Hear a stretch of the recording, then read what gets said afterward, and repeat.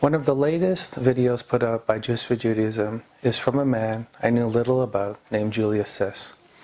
In his video, he speaks about how the early Jesus Hebrew community began and how he was a part of building it. To summarize the video, which is almost 2 hours long, after accepting Jesus as the Messiah and becoming a very important leader in what would later be called the Jews for Jesus community, he began to have some doubts about the movement that he was in. And at first, he thought these doubts were coming from Satan. So he resisted these doubts because he knew the devil would try to get him to doubt. However, he states, once I started getting a whole bunch of doubts, he began to state that like a proverbial house of cards, his Christian faith began to fall apart. Julius, who says there are countless examples, gives about 3 that shook him, and seemed to be the main, but I might be wrong, catalyst that caused him to return back to Judaism. Or said another way, Julius was in a lack of knowledge about how to respond to at least 3 objections by the rabbis, and did not stand in faith, but was destroyed by a lack of knowledge. I'll look at one of these that Rabbi Singer also comments on in an online article on Psalms 22, verse 16. The link to the article is posted in the comments section below. Psalms 22:16 from Tanakh reads, "For dogs have encompassed me, a company of evildoers has enclosed me. Like a lion, they are at my hands and my feet." Like a lion, or ka'ari in Hebrew, cannot mean pierced, as your Christian versions of the Old Testament translate it according to Mr. Sis and Rabbi Singer, which goes off the Septuagint, or Greek translation of the Old Testament. It reads, "For dogs have encompassed me, the assembly of the wicked have enclosed me, they pierced my hands and my feet." This discrepancy in translations means, according to Mr. Sis and Tovia Singer, that the Septuagint is inferior to the Hebrew version. Before we continue, if you are here because you want to learn about faith, how to stand in faith, and how faith and standing in the lack of knowledge are synonyms, you can help support my work by liking, commenting, and sharing this video on your social media pages. In fact, if you hate my video, let me know why in the comments section. Rabbi Singer is at pains every time the Septuagint comes up to push a CNN-type narrative that it was created by Christians or heavily edited by Christians to prove non-existent passages of the Old Testament that support the New Testament's version of Jesus as the Christ. Let me give you an example of the superiority of the Hebrew translation of the Bible over the Septuagint based on Genesis 2:2. And for those of you who love the King James, this will hurt a bit. "And on the 7th day, God ended his work which he made, and he rested on the 7th day from all his work which he had made." Most people do not see anything wrong with this, but here is a translation based on the Septuagint's version of the same verse. "On the 6th day, God completed all the work that he had done, and on the 7th day, God rested from all the work that he had done." If God ended his work on the 7th day, like the Hebrew Bible contends, then God was in violation of Sabbath. But the Septuagint's version, God finished his work on the 6th day and rested on Sabbath. What does this mean? Well, in the Septuagint's version, we have an older, more accurate translation of Genesis 2:2 by a Hebrew scribe who translated it into Greek before another Hebrew scribe made an editorial error with the word 7.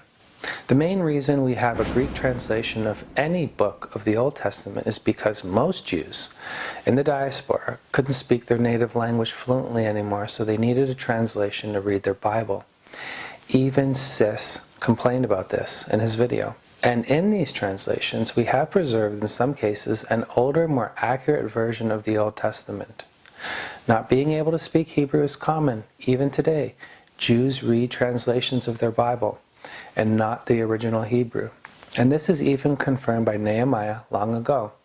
"As for their children, half spoke in the language of Ashdod, and none of them was able to speak in the language of Judah." This is how the Jewish Encyclopedia weighs in on the matter of translations.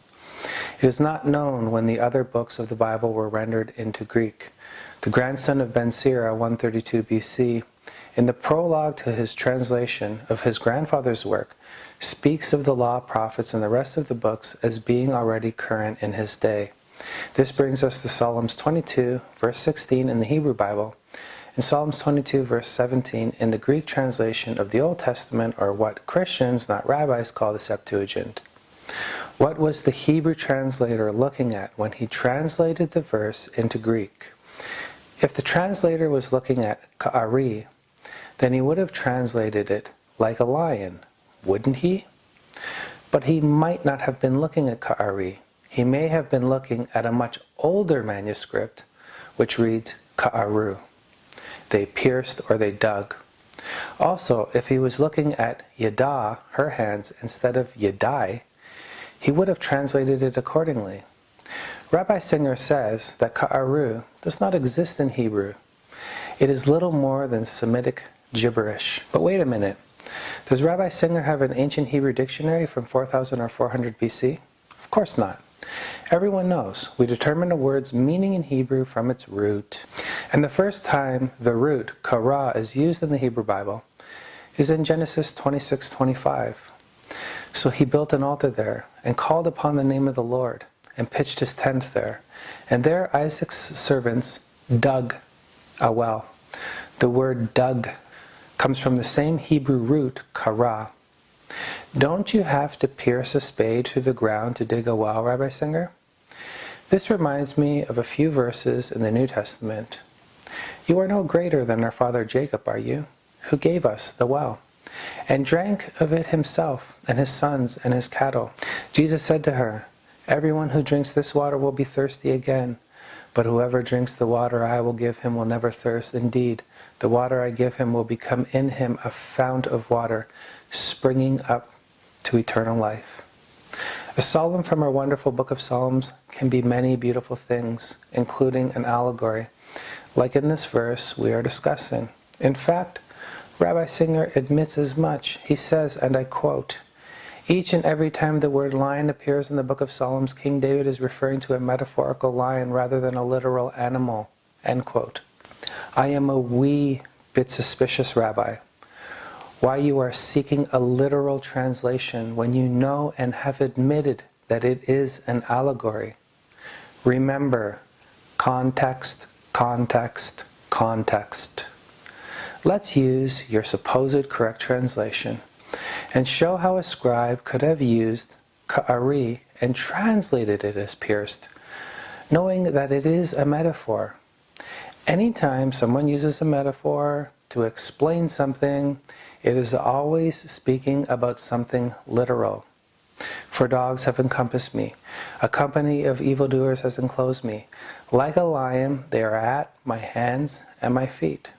Like you said, lion here is not literal, and it is obvious that it refers back to evildoers. Mr. Julius Sis, this brings us back to you, the new front man for Jews for Judaism. Using this original Hebrew and knowing how to interpret a psalm, answer this question based on this psalm, and you will be free. If you woke up, Mr. Sis, in the middle of the Judean desert, half naked, with your flesh ripped open, so that if nothing happened to you, you'd die just from blood loss, and there was a lion at your hands and your feet, what do you think, Mr. Sis, the lion would do? Would it A, lick your hands and your feet? Would it B, rub your hands and your feet with its head? This one might confuse you. I didn't even want to put it in here, but I had to.